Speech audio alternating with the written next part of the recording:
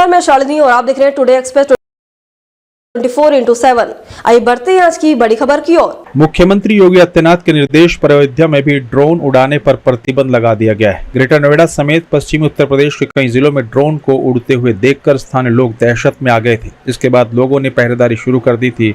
इसको लेकर शासन सख्त हुआ और ड्रोन पर प्रतिबंध लगा दिया गया। अयोध्या के जिला मजिस्ट्रेट निखिल टीकाराम फुंडे ने धारा 163 के तहत अपने अधिकारियों का प्रयोग करते हुए पूरे जनपद में ड्रोन उड़ाने पर प्रतिबंध लगा दिया है। प्रेस वार्ता करते हुए डीएम निखिल टीकाराम फुंडे और एसएसपी डॉक्टर गौरव ग्रोवर ने बताया कि कई दिनों से देखा जा रहा था कुछ जिलों में ड्रोन से अफवाहें फैलाई जा रही है, जिसमें क्राइम भी हो सकता है। इसके तहत अयोध्या जनपद में भी ड्रोन पर प्रतिबंध लगा दिया गया। कोई भी संस्था या व्यक्तिगत रूप से ड्रोन उड़ाने के लिए पहले जिला प्रशासन से अनुमति लेनी होगी। हालांकि यह प्रतिबंध पुलिस विभाग पर लागू नहीं होगा। जनपद अयोध्या में आम जन श्रद्धालुओं की सुरक्षा, साथ ही साथ जो हमारे प्रमुख धार्मिक स्थान हैं और वाइटल इंस्टॉलेशंस हैं, इनकी सुरक्षा को दृष्टिगत रखते हुए आज डीएम साहब द्वारा ड्रोन को दृष्टिगत रखते हुए विस्तृत आदेश पारित किया गया है, जिसमें ये निर्देश दिए गए हैं कि किसी प्रकार की भी कोई भी ड्रोन एक्टिविटी बिना अनुमति के संचालित नहीं की जाएगी। जो भी ड्रोन एक्टिविटी संचालित होनी है, किसी के द्वारा भी ड्रोन उड़ाया जाना है, किसी भी पर्पस के लिए अगर यूज़ होना है तो उसके लिए पूर्व अनुमति लेके ही उसको किया जाए। जो भी व्यक्ति इस आदेश का उल्लंघन करेगा उसके खिलाफ कठोर कार्रवाई भी की जाएगी। नमस्कार, मैं शालिनी और आप देख रहे हैं टुडे एक्सप्रेस 24/7। आइए बढ़ते हैं आज की बड़ी खबर की ओर। राज्यपाल आनंदीबेन पटेल अयोध्या पहुंची। उन्होंने अवध विश्वविद्यालय के सभागार में गोल्ड मेडलिस्ट खिलाड़ियों को सम्मानित किया। इसके साथ ही अयोध्या धाम के वार्ड 15 में 70 आंगनबाड़ी केंद्रों का शिलान्यास किया। इस दौरान CSR फंड के अप्रूवल को लेकर उत्तर प्रदेश के कार्यालयों में लंबित फाइलों पर चुटकी लेते हुए राज्यपाल ने कहा कि रामलला का दर्शन करने के लिए लोग कहां से आते हैं। भगवान राम के तो दर्शन हो जाते हैं, लेकिन फाइल के दर्शन करने के लगातार एक टेबल से दूसरे, तीसरे, चौथे से 5वें टेबल पर पहुंच जाती है। लेकिन फाइल का दर्शन करने के लिए पहले जो अधिकारी बैठे हैं उनके दर्शन करने पड़ते हैं। एक फाइल आने के बाद नीचे के अधिकारी उसमें कमियां निकालेंगे, फिर आगे फाइल जाएगी और कमियां निकालेंगे। फिर कमियां जब पूरी होगी तो तीसरी टेबल पर बैठा अधिकारी कमियां निकालेगा। अयोध्या में राम मंदिर के दर्शन करने के लिए कहां से लोग आते हैं, वहां तो तुरंत दर्शन हो जाए, लेकिन फाइल के दर्शन करने के लिए लगातार एक टेबल से दूसरा, दूसरे से तीसरा, तीसरे से चौथा, चौथा से 5वां दर्शन करने ही पड़ते हैं। वहां जो बैठे हैं उनका तब तक नहीं मिलता। एक फाइल आने के बाद नीचे के अधिकारी इसमें कमियां ही निकालेगा, फिर फाइल आगे जाएगी, फिर वो और कमियां निकालेगा, फिर कमियां पूरी कर दी जो बाकी थी वो फिर तीसरा टेबल ऊपर जाता है तो वो कमियां निकालता है। मेरा सिर्फ अधिकारियों को इतना ही कहना है कि पहली फाइल आपके टेबल पर आए, जो बंदा बैठा है वो ही सभी कमियां निकालकर पूरी करवाए। नमस्कार, मैं शालिनी और आप देख रहे हैं टुडे एक्सप्रेस 24/7। आइए बढ़ते हैं आज की बड़ी खबर की ओर। उत्तर प्रदेश के ललितपुर के नया गांव और उसके आसपास के इलाकों में बेची जा रही अवैध देसी कच्ची शराब के खिलाफ महिलाओं ने मोर्चा खोल दिया है। कलेक्ट्रेट परिसर में धरना प्रदर्शन करते हुए डीएम को ज्ञापन देकर उनके गांव में बेची जा रही कच्ची शराब पर लगाम लगाने की मांग उठाई। कच्ची शराब के कारण परिवारों की बर्बादी, बच्चों की भूखमरी और गाँव में अराजकता का माहौल फैलने का आरोप लगाया। थाना जाकलोना क्षेत्र के तहत नया गांव और उसके आसपास के गांव में कच्ची शराब बेची जा रही है। जी दारू हटवाना चाहती है, मैं फिर बहुत पैसा नहीं मार रहा है, मैं कुछ नहीं बच रहा है, न आटा बच रहा है, न दाल बच रही, न कुछ बच रहा है। और हेट का सो देखो हल्के हल्के बच्चों को मारा, हमारा फांसी लगा, लठ मार, सब कुछ नहीं बच रहा हमारे, हमें जा पैसा नहीं है। कहाँ शिकायत करने आई है अभी? हमें डीएम पास क्या कहा उन्होंने, कुछ आश्वासन मिला? कहिए कि हमें दारू बंद करवाना, दारू के संबंध में दारू दारू दारू दारू बंद होना चाहिए। हमें दारू भी दी जा रही है, वो बंद होना चाहिए। उससे क्या समस्या है आपको? उससे समस्या ये है कि बहुत दारू पी के आते हैं, अपने बच्चन को मारते हैं, बीवियन को मारते हैं, घर से निकालते हैं, खावे बच्चन को खाना नहीं है और दारू पी रहे। इससे बहुत स्थिति माहौल गाँव का खराब हो रहा है। कहाँ शिकायत करने आई हैं अभी? जिला अधिकारी जी के पास। क्या आश्वासन मिला आपको? आपको हम जांच कराएंगे, 1 हफ्ते में जांच कराते हैं, आपको क्लियर कर देंगे। नमस्कार, मैं शालिनी और आप देख रहे हैं टुडे एक्सप्रेस 24/7। आइए बढ़ते हैं आज की बड़ी खबर की ओर। उत्तर प्रदेश के बहराइच की थाना रामगांव पुलिस को बड़ी सफलता हाथ लगी। बहराइच में बीती 29 जुलाई को बोंडी इलाके केला गांव के शिव मंदिर में चोरी हुई देवी देवताओं की सैकड़ों साल पुरानी 4 मूर्तियों की चोरी के संबंध में पुलिस ने 4 अभियुक्तों को गिरफ्तार किया है। पुलिस ने चोरी हुई 4 मूर्तियों को भी इन अभियुक्तों के पास से बरामद किया है। अपर पुलिस अधीक्षक ग्रामीण दुर्गा प्रसाद तिवारी ने बताया कि इन अभियुक्तों ने अष्टधातु की मूर्ति समझकर इन मूर्तियों को एक मंदिर से चुराया था। ये मूर्तियों को बाहर ले जाकर बेचने वाले थे, लेकिन पुलिस ने इन्हें गिरफ्तार कर लिया। 28 जुलाई की रात में थाना बौंडी के ग्राम केला से एक पूजा स्थल से 4 मूर्तियां चोरी हो गई थी, जो सैकड़ों वर्ष पुरानी मूर्तियां थी, और उसके संबंध में अभियोग पंजीकृत करते हुए थाना बौंडी की टीम घटना के अनावरण का प्रयास कर रही थी। इसी बीच में पुलिस अधीक्षक महोदय द्वारा भी टीमों का गठन किया गया था उक्त घटना के अनावरण के लिए। 4/8/25 को थाना रामगांव की पुलिस टीम और चौकी प्रभारी गंभीरवा राणा राज सिंह की पुलिस टीम ने इसमें कार्य करना शुरू किया था और उन्हें सफलता भी मिली है। इसमें चौकी प्रभारी गंभीरवा को उनके मुखबिर के द्वारा सूचना प्राप्त हुई कि उक्त घटना में शामिल 4 अभियुक्त जा रहे हैं। उक्त सूचना पर तत्काल चौकी प्रभारी गंभीरवा की टीम ने गाड़ाबंदी की तो 3 मोटरसाइकिल से कुल 4 लोग पकड़े गए और उन्होंने उक्त घटना को पूछताछ में करना कबूल भी किया और उनके पास से उक्त 4 मूर्तियां बरामद हुई। घटना के संबंध में पूछताछ से यह पता चला है कि घटना का मास्टरमाइंड कुलदीप शुक्ला रहा, जिसने उक्त मूर्तियों को अष्टधातु की मूर्ति मानते हुए अपने 3 अन्य साथियों के साथ मिल करके उक्त मूर्तियों की चोरी करने की घटना कारित की। इसे अष्टधातु मान करके ये लोग बेचने की फिराक में थे। ये 4 मूर्तियां सैकड़ों वर्ष पुरानी हैं और वहां बहुत दिनों से पड़ी हुई थी, जिन्हें बरामद कर लिया गया है। और इस घटना के अनावरण के लिए जो थाना रामगांव की पुलिस टीम है, उसको पुलिस अधीक्षक महोदय की तरफ से 10,000 का नगद इनाम भी घोषित किया गया है। नमस्कार, मैं शालिनी और आप देख रहे हैं टुडे एक्सप्रेस 24/7। आइए बढ़ते हैं आज की बड़ी खबर की ओर। उत्तर प्रदेश के चंदौली में अवैध वसूली करने वाले अभियुक्तों को पुलिस ने गिरफ्तार किया है। बिहार राज्य के जनपद में बालू पास कराने के नाम पर अवैध वसूली की जा रही थी। प्रत्येक ट्रक से 2,000 ऑनलाइन वसूलने की सूचना मिली थी। चितईपुर वाराणसी निवासी रणधीर कुमार की तहरीर पर पुलिस ने कार्रवाई की है। सैदराजा थाना क्षेत्र निवासी अखिलेश यादव को पुलिस ने गिरफ्तार किया है। सैदराजा थाना क्षेत्र के बरठी कमरौर गांव के नजदीक नेशनल हाईवे 19 से पुलिस को यह सफलता हाथ लगी। थाना सैयद राजा पुलिस द्वारा बिहार राज्य से चंदौली जनपद में बालू पास कराने के नाम पर अवैध वसूली करने वाले एक अभियुक्त को गिरफ्तार किया गया है। इसमें ये जानकारी देना है कि वाराणसी के ट्रक के एक मालिक हैं, उन्होंने शिकायत किया कि बिहार स्टेट से आने वाले बालू लदे हुए ट्रकों से एक व्यक्ति अवैध रूप से जबरदस्ती वसूली करता है। नमस्कार, मैं शालिनी और आप देख रहे हैं टुडे एक्सप्रेस 24/7। आइए बढ़ते हैं आज की बड़ी खबर की ओर। लखनऊ पारा के खुशहालगंज अंडरपास किसान पथ की हालत ने विकास की पोल खोल दी। 3 महीने पहले खोदी गई सड़क आज तक नहीं बनी। बारिश में जलभराव ने हालत बदतर कर दी है। जल निकासी कोई व्यवस्था न होने से सड़क तालाब बन चुकी है। ट्रैफिक पुलिस खुद उतरकर पानी हटाने के काम में जुटी है। लोगों को राहत देने की कोशिश की जा रही है। प्रशासन की लापरवाही और सुस्ती से स्थानीय लोग नाराज हैं। जनता ने कहा कि टैक्स तो समय पर लिया जाता है, सुविधाएं कब मिलेगी, ये बड़ा सवाल है। सड़क निर्माण को लेकर कोई भी ठोस कार्रवाई नहीं दिख रही। रोजाना आने जाने वालों को भारी परेशानी का सामना करना पड़ रहा है। वहीं पुलिस का मानवीय प्रयास सराहनीय है, लेकिन सवाल प्रशासन पर उठ रहे हैं। नमस्कार, मैं शालिनी और आप देख रहे हैं टुडे एक्सप्रेस 24/7। आइए बढ़ते हैं आज की बड़ी खबर की ओर। उत्तर प्रदेश के बाराबंकी में तहसील हैदरगढ़ स्थित पौराणिक ओशनेश्वर महादेव मंदिर में सावन मास के चौथे और अंतिम सोमवार को शिव भक्तों का सैलाब उमड़ा। एडीएम अरुण कुमार सिंह और एएसपी रितेश कुमार सिंह ने हेलीकॉप्टर से श्रद्धालुओं पर पुष्प वर्षा की। पुष्प वर्षा होते देख जोश में आए शिव भक्तों ने हर हर महादेव का उद्घोष लगा। देश प्रदेश के दूर दराज से क्षेत्रों से आकर लाखों श्रद्धालु पैदल चलकर पवित्र शिवलिंग पर जलाभिषेक करते हैं। हर हर महादेव के हो रहे उद्घोष से मंदिर परिसर गुंजायमान हो गया। नमस्कार, मैं शालिनी और आप देख रहे हैं टुडे एक्सप्रेस 24/7।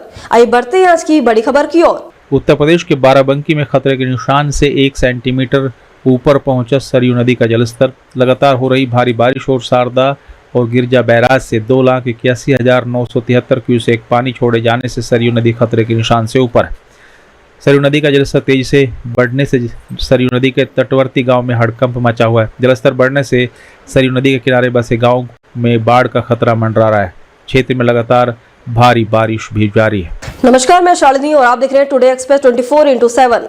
आइए बढ़ते हैं आज की बड़ी खबर की ओर। उत्तर प्रदेश की राजधानी लखनऊ के हाल ए निगम कार्यालय जोन में टूटी हुई छत से कमरों में गिरता हुआ टपकता बरसात का पानी। क्या खजाना विभाग, क्या कैश काउंटर, अभियंत्रण विभाग, कर विभाग और क्या जोनल और क्या खुद नगर अभियंता जोन 2 की जिम्मेदारी के साथ साथ दीवार शिवरी प्लांट जैसी महत्वपूर्ण जिम्मेदारी का दायित्व है, जिनके रहते हुए भी कार्यालय की छत की मरम्मत जैसा जरूरी काम नहीं हो रहा। किसी दिन कोई गंभीर घटना होने की संभावना का इंतजार किया जा रहा है। जोन के कर्मचारी नगर अभियंता संजीव प्रधान से मिलकर कई बार गुहार लगा चुके। नगर आयुक्त शहरवासियों से अपील करें कि अनावश्यक रूप से घर के बाहर न निकले, लेकिन नगर निगम कार्यालय के अंदर भी ये कर्मचारी और अधिकारी सुरक्षित नहीं। नमस्कार, मैं शालिनी और आप देख रहे हैं टुडे एक्सप्रेस 24/7। आइए बढ़ते हैं आज की बड़ी खबर की ओर। उत्तर प्रदेश के लखनऊ में सावन के आखिरी सोमवार को राजधानी लखनऊ के ऐतिहासिक शिव मंदिर बुधेश्वर में भक्तों की भारी भीड़ उमड़ी। भारी बारिश के चलते भक्तों की भारी भीड़ रही। सुबह से ही लगातार लंबी कतार देखने को मिली। हजारों की तादाद में भक्तों का तांता लगा रहा। नमस्कार, मैं शालिनी और आप देख रहे हैं टुडे एक्सप्रेस 24/7। आइए बढ़ते हैं आज की बड़ी खबर की ओर। देश में भीषण बारिश होने से जगह जगह बाढ़ से लोग परेशान हैं। बाढ़ग्रस्त इलाकों से लोग पलायन कर सुरक्षित स्थानों में शरण लिए हुए। वहीं यूपी के फतेहपुर जिले के हजारों लोग बाढ़ की चपेट में आए हैं। यमुना नदी 102.8 सेंटीमीटर पर बह रही है, जबकि खतरे के निशान से 2.8 मीटर बह रही है। किसानों की हजारों बीघा फसल जलमग्न है। बांदा लखनऊ मार्ग में करीब 20 फीट ऊपर पानी बह रहा है। यूपी के फतेहपुर जिले में यमुना में आई बाढ़ ने तबाही मचा रखी है। सैकड़ों किसानों की हजारों बीघे फसल यमुना की बाढ़ में डूब गई। यहाँ तक कि 2 दर्जन से अधिक गाँव बाढ़ की चपेट में आ गए। किसानों के घर पानी से लबालब भर गए हैं। वहीं बांदा सागर रोड और ललोली चिल्ला मार्ग पूरी तरह से जलमग्न हो गया है। लोग फंस चुके हैं, जो इस समय नाव से भी आ रहे हैं, कुछ अपना दूर वाहनों से भी आ रहे हैं घूम घाम के। और यहाँ पे दिक्कत बहुत परेशानी है, पानी की वजह से बाढ़ बहुत आ गया, नुकसान भी हो गया लोग का, किसानों का भी। ऐसी दिक्कतें हैं। ये कौन सा रास्ता है जो पूरी तरीके रास्ता विलुप्त हो गया? उसमें लगभग 15 से 20 मीटर ऊपर फुट पानी के लिए रोड जाता है। तो कितने फीट पानी हो गया सड़क के ऊपर? बहुत पानी। कितना होगा लगभग? से यहाँ ललौली तक 4 किलोमीटर पानी जो है तो भरा है रोड में, वाहन नहीं जा रहे। और ये जो है तो ट्रैक्टर से सामान मड़ाई सब मंगा रहा है और दरिया बहुत बढ़ रहा है। मतलब किस तरीके की समस्याओं का सामना करना पड़ रहा है? में करके डाल रहे हैं, सामान निकाल रहे हैं सब अपना बाहर। लगभग कितना गाँव, कितना उसमें एरिया जो पूरा पानी से प्रभावित हो गया होगा? 4 किलोमीटर। 4 किलोमीटर। ये बाजार भी है क्या? ललौली बाजार भी है क्या? हाँ, बाजार। समस्या आने जाने की समस्या है, रास्ता बंद हो गया है। फसलें सब सारी डूब गई हैं। लगभग कितने? हजारों बीघे। जिला प्रशासन की क्या व्यवस्था रही अभी तक? आज तो नहीं दिख रही, पिछले दिन सही। तो मतलब गांव वालों के रास्ता बंद हो जाने की वजह से कितने गांव इसमें प्रभावित हुए हैं? लगभग कितने गांव को जाने के लिए रास्ता था? कम से कम 15-20 गाँव प्रभावित हैं। 13 गांव हमारे राजस्व गांव प्रभावित हैं। उनके कृषि वाले क्षेत्र में पानी भरा हुआ है। बाढ़ में जो आज की स्थिति है वो यमुना नदी का जलस्तर 102.68 पे पहुंचा हुआ है। अभी थोड़ा स्थिर लग रहा है पानी। बाकी जो गांव प्रभावित हैं, हमारे परिवार जिन गांव में घरों में पानी डूबा है उसमें दसौली में 18 परिवार हैं, लगभग 134 सदस्य हैं। पलटू का पूर्वा में 60 परिवार हैं, 300 लोग हैं। उनाही का डेरा कोर्रा कनक में 2 परिवार हैं। ललौली में 10 परिवार हैं और ढावल में 35 परिवार हैं।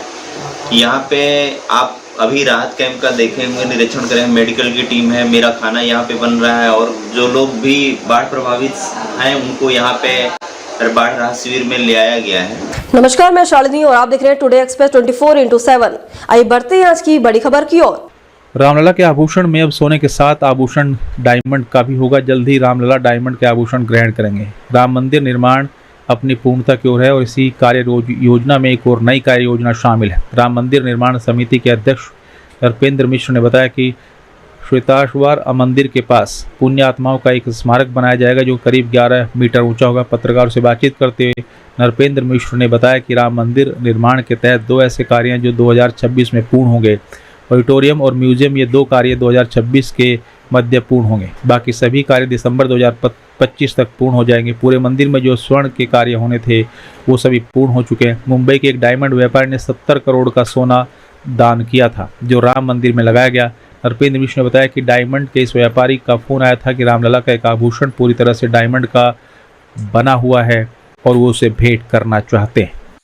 पूर्ण आत्माओं का एक स्मारक जो कि परिसर में सप्तऋषि मंदिर के निकट बनाया जाएगा। वो ऊंचाई में लगभग 11 मीटर का ऊंचा होगा। ग्रेनाइट के पत्थर से बनाया जाएगा। अवतार मंदिर पूर्ण हो गया है। उसपे स्वर्ण कलश जो शिखर पे लगना था वह भी पूर्ण हो गया है। इस प्रकार जो स्वर्ण का कार्य था पूरे मंदिर में वह पूरा किया जा चुका है। अब ये कितना सोना लगा पूरे मंदिर में?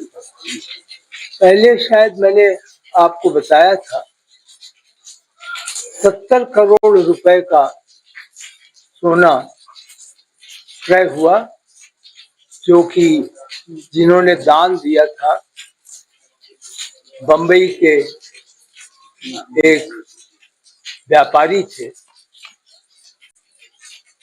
जो डायमंड में व्यापार करते हैं। उन्होंने इसे दान दिया था और उनका ये लक्ष्य था कि इसे तो वो दे ही।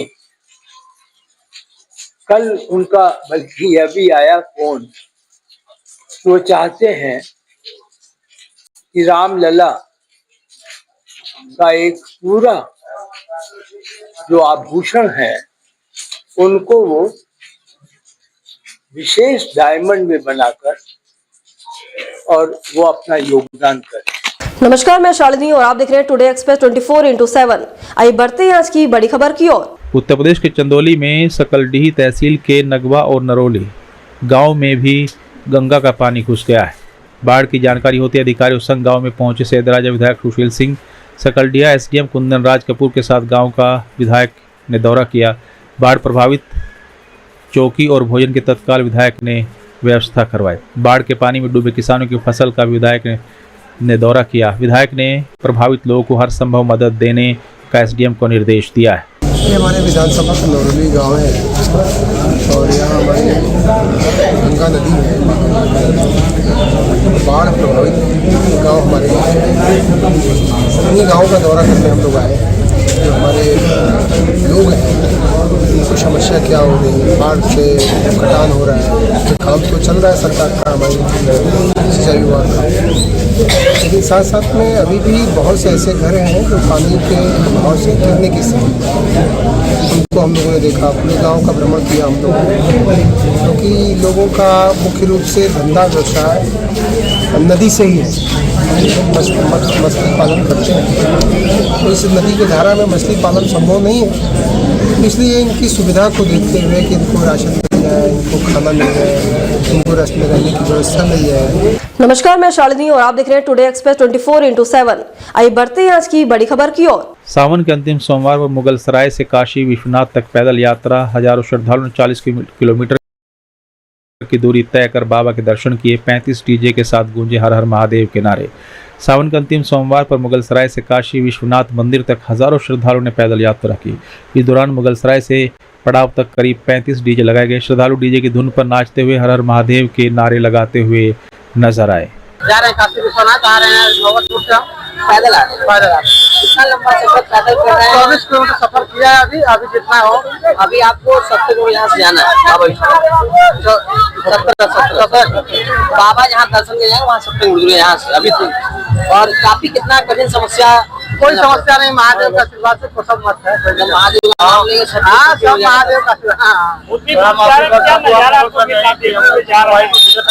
पैदल आ रहे हैं, काफी सन्नाटा जगह मिलता है, सन्नाटा मिलता है, लेकिन कोई दिक्कत नहीं है। हम जा रहे हैं काशी विश्वनाथ मंदिर। कहाँ से आ रहे हैं आप? अभी आ रहे हैं हम पैदल आ रहे हैं। आप कितना लंबा सफर कर रहे हैं बाबा का दर्शन? अभी तो हम 24 किलोमीटर सफर कर चुके हैं। हाँ। अब यहाँ से 8-10 किलोमीटर और सफर करना है। यहाँ से मुगल शहर से लगभग 14 किलोमीटर जाना है अभी आप, लगभग 16-17 किलोमीटर। क्या कैसे कठिन परिश्रम है दर्शन करने के लिए? बहुत अच्छा सफर है, अच्छा सफर है बहुत, और कोई दिक्कत नहीं है। हम लोग तो बाबा का भक्ति या कितना प्रेम मानते हैं। बहुत सौभाग्य है मेरे ऊपर बाबा का, और उनके भी आभारी हैं हम। हमेशा आएंगे, हमेशा जाएंगे बाबा के दरबार में। नमस्कार, मैं शालिनी और आप देख रहे हैं टुडे एक्सप्रेस 24/7। आइए बढ़ते हैं आज की बड़ी खबर की ओर। संग्रामगढ़ थाना क्षेत्र के नया पुरवा कोटा भवानीगंज गांव में एक घर में रविवार की सुबह व्यक्ति ने देखा तो उसके घर में 2 युवक कमरे में घुसे थे, जिस पर उसने पूछताछ की तो घर में घुसने का कारण नहीं बता पाए। इस पर शोर मचा तो आसपास के लोग इकट्ठा हो गए। दोनों को खंबे से बांधकर पिटाई करने लगे। सूत्रों पर यकीन करें तो दोनों युवक संग्रामगढ़ थाना क्षेत्र के कामापट्टी के रहने वाले थे और अपनी प्रेमिका से मिलने मध्य रात्रि के उसके घर आए थे, लेकिन घर से निकलते समय वो पकड़े गए। घटना की सूचना पर मौके पर लगपेड़ा चौकी के सिपाही पहुंचे, लेकिन तब तक लोगों ने बदनामी के डर से दोनों युवकों को छोड़ दिया। फिलहाल पुलिस पूरे मामले की जांच कर रही है। नमस्कार, मैं शालिनी और आप देख रहे हैं टुडे एक्सप्रेस 24/7। आइए बढ़ते हैं आज की बड़ी खबर की ओर। उत्तर प्रदेश के सोनभद्र में घोरावल तहसील क्षेत्र के भैंसवार गांव में रविवार को सुबह तेज बारिश होने से 8 दर्जन गरीबों के मकान क्षतिग्रस्त हो गए। गृहस्थी का सामान्य खाद्य और सामग्री नष्ट हो गया। जानकारी के अनुसार भारी बारिश के चलते भैंसवार गांव के किताब बस्ती में घरों में पानी घुस गया, जिससे बस्ती में कई कच्चे मकानों को भारी क्षति पहुंची है। लोगों के घर में रखा घर का सामान भी और साथ ही खाने का सामान भी नष्ट हो गया है। नमस्कार, मैं शालिनी और आप देख रहे हैं टुडे एक्सप्रेस 24/7। आइए बढ़ते हैं आज की बड़ी खबर की ओर। लखीमपुर खीरी के मेहवागंज के उल्ल नदी पर शनिवार को सुबह हमले में घायल हुए युवक की मौत हो गई। सदर कोतवाली क्षेत्र के सैंद्री गांव का निवासी था मृतक।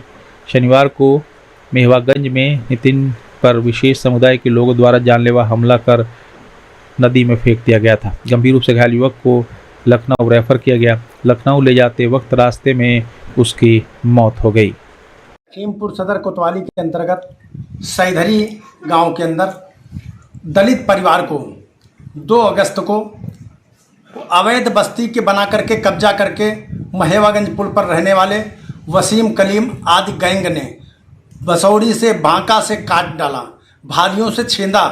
वो उस पीड़ित पक्ष कोतवाली गया, लेकिन कोतवाली में उसको ना तो सही समय पर ट्रीटमेंट मिला, उसको लात मार करके घर के लोगों ने बताया भगा दिया गया।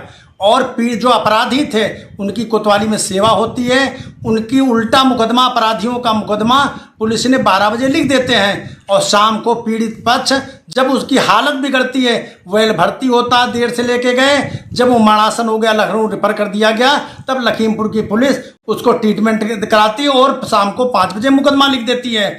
ऐसे माननीय मुख्यमंत्री जैसे निवेदन है, जिस दलित परिवार की हत्या की गई है उसको तुरंत न्याय मिले, उसको मुआवजा मिले, दोषी पुलिस वालों के खिलाफ मुकदमा दर्ज किया जाना चाहिए, और जो अवैध बस्ती बना करके पुल के ऊपर रह रहे हैं वो सारी बस्ती को तुरंत प्रशासन खाली कराए, नहीं तो कल वहां पर अंत्येष्टि होने में दलित परिवार किसी तरह की अंत्येष्टि नहीं करेगा। सारा हिंदू समाज उसके साथ खड़ा है। लोग पहुंचे ना, हमरे लड़के ने खान चुके रहे, यही का जो कौन किसको खान चुके थे? ये जो नितिन है, इसका पुल पर से नीचे डाल चुके रहे। कौन? वही लोग पुल वाले। क्या नाम है उन लोगों का? हम भैया नाम तो जाने नहीं। क्यों खान के डाल दिया? अब यही तो बेटा हमारे भैया इधर तो मोबाइल चलाए रहा है, जैसे आप मोबाइल इधर किनारे चलाए हैं, तो ऐसा काम कर रहा है। अच्छा। उसके बाद दो लड़का रहे देखिन की बकौड़ी कोई लिया तो वही लिए भाग। यो सोची हमारे तक थोड़ा लिया, मजे मजे चलते रहे। जब मजे मजे चलते रहे तो यूँ पीछे से आई तो बस मार दी, पीछे से मार दी। तेज भगे, जब वो तेज भगे तब ये घर में आई, अभी हल्ला मचा, हम भैया हम लोग गाड़ी से अच्छा वहीं पे खत्म हो गया कि अस्पताल में खत्म हो गया? खत्म आज अस्पताल में भाई, डॉक्टर जी ना हुआ जी, लमसम 2 बजे टाइम में कोतवाली से गया पैसा चौकी में भरे पड़ा, ना चौकी वाले भैया हमारे ना कोतवाली वाले कोतवाली जाई तो कहे चौकी नहीं गई, जब चौकी जाई तो कहे कोतवाली जाओ, हम फोन कर दी। घायल होने के बाद भी दौड़ाते रहे दोनों जगह? भैया हम लोग हम तुमका तो सब बताई कि कैसे मारता। नमस्कार, मैं शालिनी और आप देख रहे हैं टुडे एक्सप्रेस 24/7। आइए बढ़ते हैं आज की बड़ी खबर की ओर। उत्तर प्रदेश सरकार के विधायक ने मानी गलती का, सड़क निर्माण में हुई कमी और जल्द ही इस पर होगी कार्रवाई। पूरा मामला प्रयागराज के 12 विधानसभा क्षेत्र के खीरी से मेजा संपर्क मार्ग पर स्थित पुलिया का है, जो अब लोगों के लिए खतरा बनती जा रही। पुलिया के दोनों तरफ मिट्टी बाढ़ के पानी में कटने लगी, इसकी वजह से ये मार्ग यातायात के लिए खतरनाक होता जा रहा है। इस मार्ग से बड़े वाहन गुजरते हैं और कभी भी बड़ा हादसा हो सकता है। नमस्कार, मैं शालिनी और आप देख रहे हैं टुडे एक्सप्रेस 24/7। आइए बढ़ते हैं आज की बड़ी खबर की ओर। प्रयागराज में अब धीरे धीरे बाढ़ की स्थिति भयावह होती जा रही है। गंगा और यमुना नदी के साथ साथ तमस और अन्य सहायक छोटी बड़ी नदियां अपने उफान पर। इस बीच उत्तर प्रदेश सरकार के मुख्यमंत्री योगी आदित्यनाथ द्वारा बाढ़ प्रभावित क्षेत्रों के विधायकों को कड़े निर्देश दिए गए।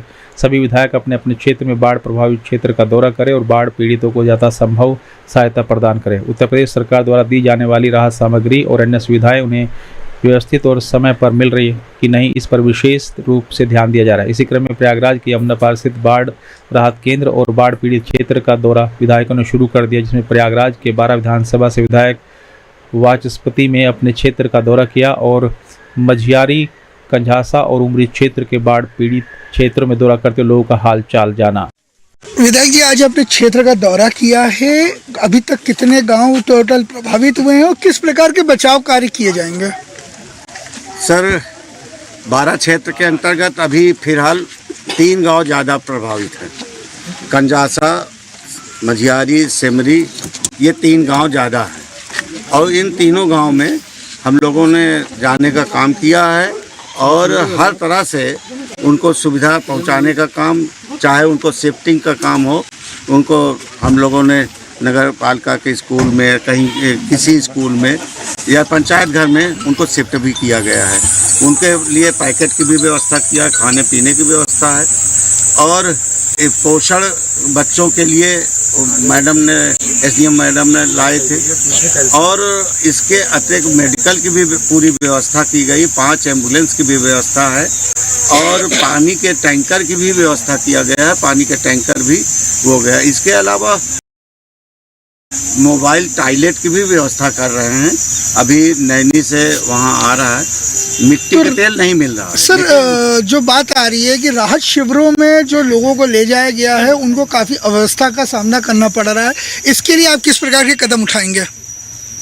वैसे जहाँ तक मेरा सोचना है और मैंने देखा है, अभी कंजासा में हम गए थे, अधिक लोग शिफ्ट नहीं हुए हैं, लेकिन उनको हम अपने हाथ से एसडीएम महोदय ने, एसीपी ने, सब लोगों ने मिल करके वहाँ पास उनको खाने पीने की व्यवस्था किया है और जो बाई चांस अगर छूट भी गए हैं तो उनके लिए हम लोगों ने सारे, हमारे भारतीय जनता पार्टी के 5 मंडल अध्यक्ष हमारे साथ हैं, अपना दल के भी हैं, इस निषाद पार्टी के सभी लोग यहाँ पास मौजूद हैं और सब लोग मिल करके, उससे ज़्यादा हमारी जनता जागरूक है। इस प्रकार की अव्यवस्था नहीं होने पाएगी और वहाँ पास हर चीज़ की व्यवस्था हम लोग करने, जो शासन के द्वारा हो जाएगा, नहीं हमारे लोग करेंगे। हम स्वयं अपनी बात करते हैं कि जो भी कमी होगी हम पूरा करेंगे। नमस्कार, मैं शालिनी और आप देख रहे हैं टुडे एक्सप्रेस 24/7। आइए बढ़ते हैं आज की बड़ी खबर की ओर। अब सीतापुर की पीडीए की पाठशाला में बच्चों के अंदर सियासी जहर घोलने का काम सपा के कार्यकर्ता कर रहे हैं। हालांकि अखिलेश यादव को ऐसी पाठशाला में कोई आपत्ति नहीं, वो पहले ही बता चुके हैं। पुलिस को तुरंत संज्ञान लेना चाहिए कि कैसे नेता कुकृत्य कर रहे हैं। सोशल मीडिया पर वीडियो जमकर वायरल हो रहा है, जिसमें आजम खान को जेल से छुड़ाने की बात की जा रही है। आजम खान को छुड़ाओ, इसे ईख की चीनी मीठी, समाजवाद की राह है सच्ची, नमस्कार, मैं शालिनी और आप देख रहे हैं टुडे एक्सप्रेस 24/7। आइए बढ़ते हैं आज की बड़ी खबर की ओर।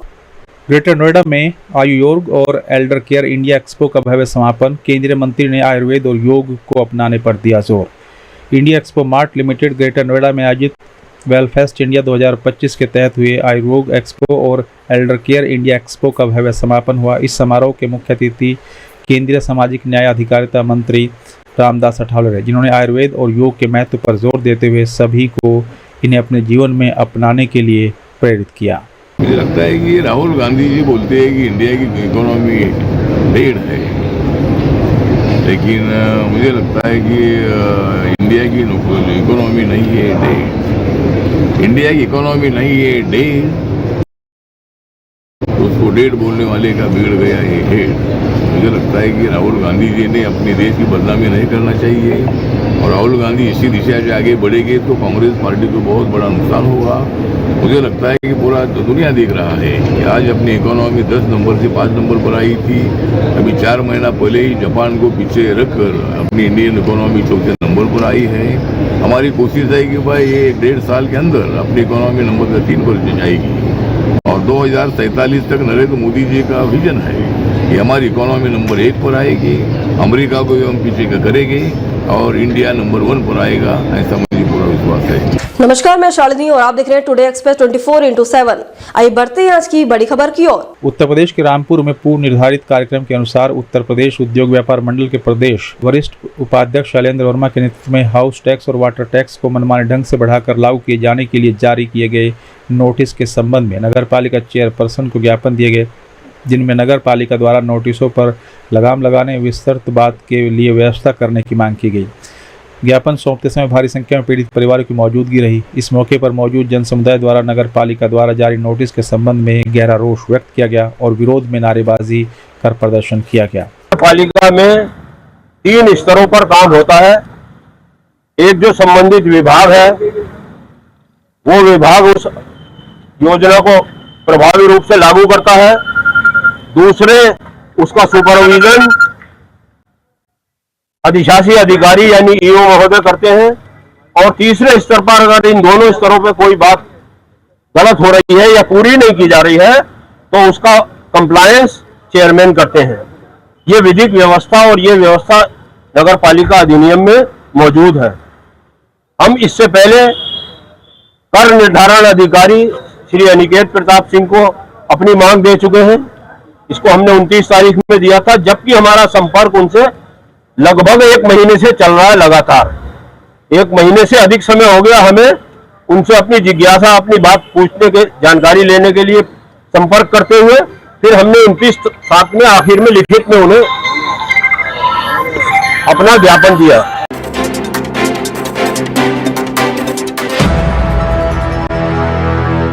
लोगों में हताशा, निराशा थी।